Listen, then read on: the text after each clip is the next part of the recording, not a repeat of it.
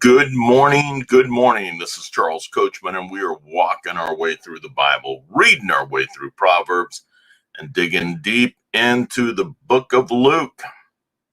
Hope everyone's had a great day yesterday. Looking forward to this day. I went in there to take a look at shout outs, and we've got none today. I know there's people that were born today, so happy birthday to you. We may not know anyone with a birthday today, or maybe I've overlooked something, but I don't see anything. But we will get on with this.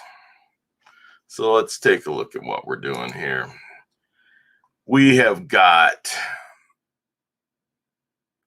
the book of Proverbs, chapter 24, 1 through 34, and then Luke 21 through 9. 21 through 9, and then as always, putting on the full armor of God, putting on the whole armor of God, making sure that we are covered and we are prepared for each day, no matter what comes our way. Be ready. Be ready. Hey, good morning, Gloria Brown. Good morning to you. Wishing you a wonderful day. Hey, Kevin. Blessings to you and everyone else. And that's what we've got to remember. Blessings to everyone. Good morning to you all. Happy Wednesday, Kathy. I thought you would be sleeping. I thought you were keeping your brother busy all day long. So, hey, I am very happy that you're here with us. Very, very happy. Okay, let's take a quick look. We're going to go into Proverbs 24. Proverbs 24. We're going to have a couple of short readings today, and then tomorrow will be a little bit longer and a little bit deeper into Luke. Let's see. Precepts and warnings. Precepts and warnings. Do not be envious of evil men, nor desire to be with them. For their minds devise violence, and their lips talk of trouble. By wisdom a house is built, and by understanding it is established. And by knowledge the rooms are filled with all the precious and pleasant riches. A wise man is strong, and a man of knowledge increases power. For by wise guidance you will wage war, and in abundance of counselors there is victory. Wisdom is too exalted for a fool. He does not open his mouth in the gate. One who plans to do evil, men will call a schemer.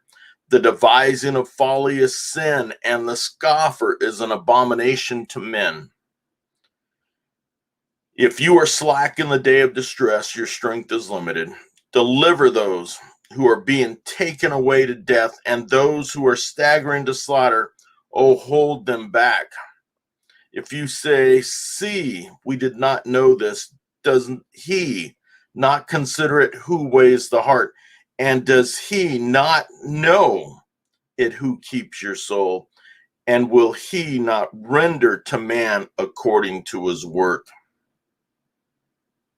My son, eat honey, for it is good. Yes, the honey from the comb is sweet to your taste. Know that wisdom is thus for your soul. If you find it, then there will be a future, and your hope will not be cut off. Do not lie in wait, O wicked man, against the dwelling of the righteous. Do not destroy his resting place. For a righteous man falls 7 times and rises again, but the wicked stumble in time of calamity. Do not rejoice when your enemy falls, and do not let your heart be glad when he stumbles, or the Lord will see it and be displeased and turn his anger away from him.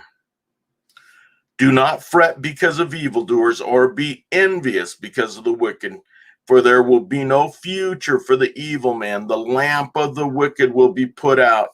My son, fear the Lord and the king. Do not associate with those who are given to change, for their calamity will rise suddenly, and who knows the ruin that comes from them both. These are also sayings of the wise. To show partiality and judgment is not good. He who says to the wicked, you are righteous, people will curse him and nations will abhor him. Should read that one more time. He who says to the wicked, you are righteous. He who says to the wicked, you are righteous, people will curse him, nations will abhor him. But to those who rebuke the wicked and will be delight, and a good blessing will come upon them. He kisses the lips who gives a right answer. Prepare your work outside and make it ready for yourself in the field. Afterward, then build your house. Do not be a witness against your neighbor without cause, and do not deceive with your lips. Do not say, thus I shall do to him as he has done to me. I will render to the man according to his work. I passed by the field of the sluggard and by the vineyard of the man lacking sense. And behold, it was completely overgrown with thistles. Its surface was covered with nettles, and its stone wall was broken down. When I saw, I reflected upon it and looked and received instruction, a little sleep, a little slumber, a little folding of the hands to rest. Then your poverty will come as a robber, and your want like an armed man. There are a lot of good things to dig out of here. There are a lot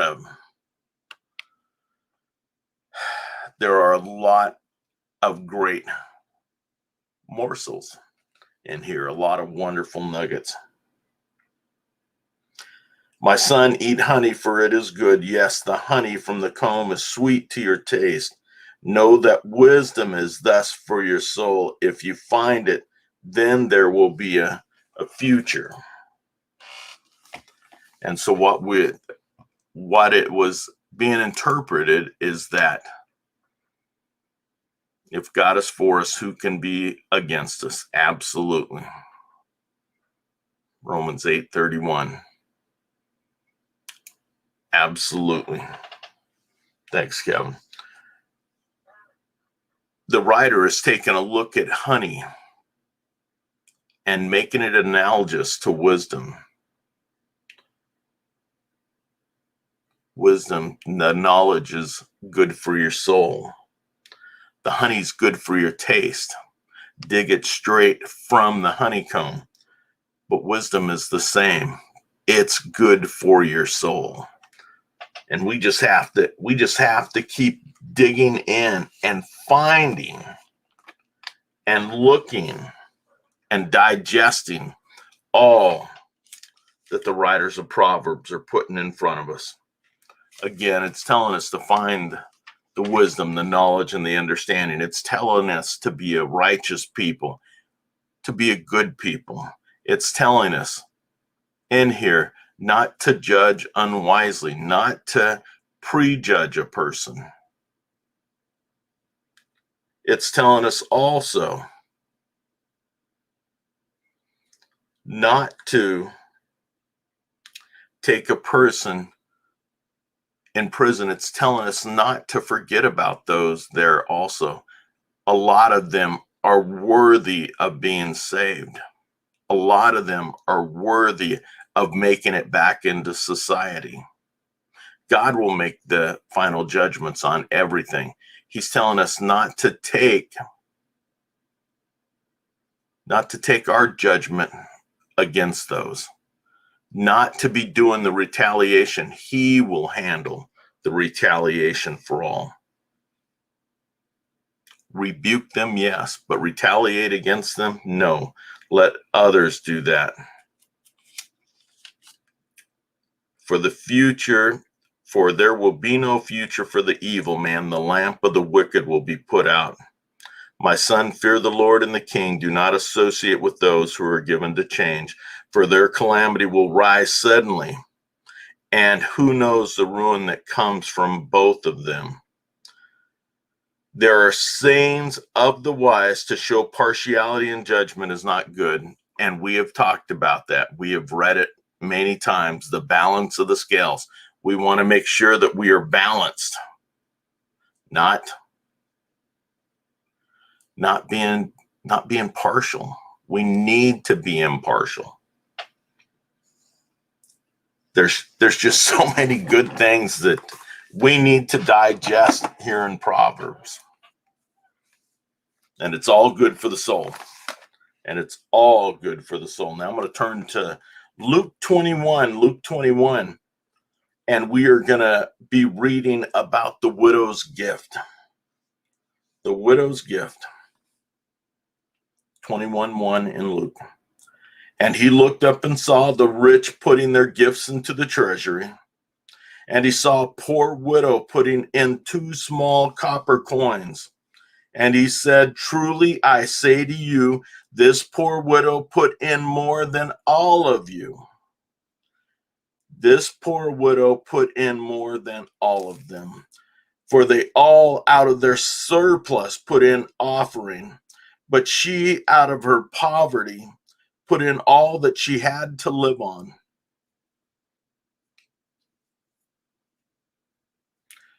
For they all put out of their surplus, put into the offering, but she out of her poverty put in all that she had to live on. And while some were talking about the temple, that it was adorned with beautiful stones and votive gifts, he said, as for these things which you are looking at, the days will come, which there will not be left one stone upon another, which will not be torn down. They questioned him, saying, Teacher, when therefore will these things happen? And what will be the sign when these things are about to take place?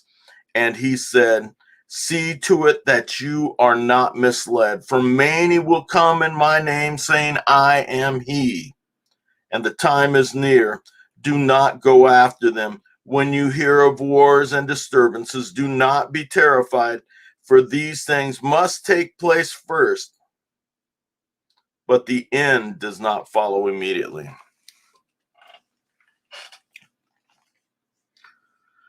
So the first thing that we need to take a look at is the widow putting in her 2 coins. All that she had, she was offering everything in her poverty. All that she had to live on.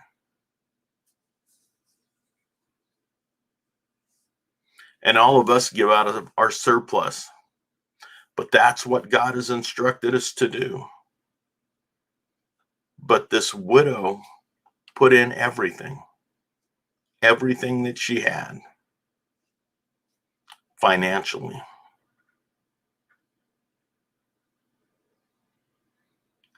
And so Jesus lets everyone know she has given more than them all. And we have to take a look at that. Are we giving our portion? Are we looking for the opportunities to help, to be charitable, to give to our churches? And not to churches all over the world if you can't, but we want to make sure if we belong, if we're part of a body, then we want to make sure that we're given to our church. But this is just an example that this lady's faith was so strong that she was going to be taken care of, that she knew her place in the future. She gave everything because she knew that Jesus, was the Christ. She knew that she needed to give everything. She was there for his teaching. She was there to learn from the Lord. But everyone else, they were given because they were in this beautiful, beautiful building. And Jesus didn't want to destroy it. But he also knew. He knew what was to come. And he knew that we are putting our faith in the wrong places. All these people, this old widow gave everything that she had. Everyone else is given from their surplus. Here they are having built this beautiful adorned building, a glistening building. And that's what it was all about. Let's give and let's give and let's build a bigger and better building, a stronger building, a fortress, as if it were.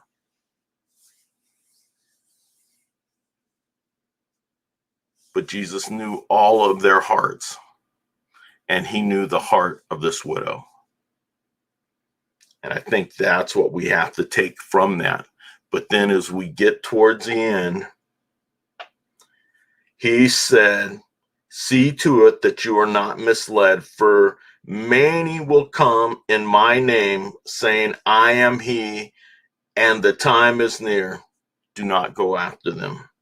When you hear of wars and disturbances, do not be terrified, for these things must take place first, but the end does not follow immediately.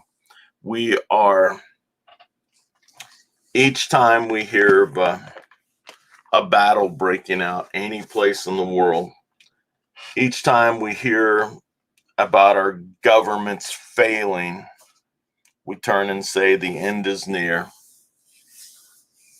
We don't know when the end is near. What we do know is that at some point, when we're not prepared, when we're least expecting it, Jesus will return.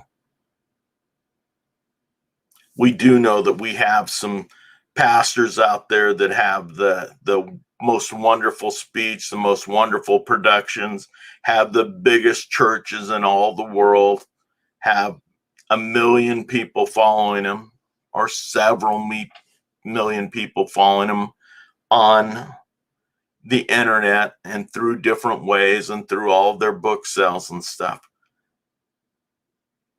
They are not him.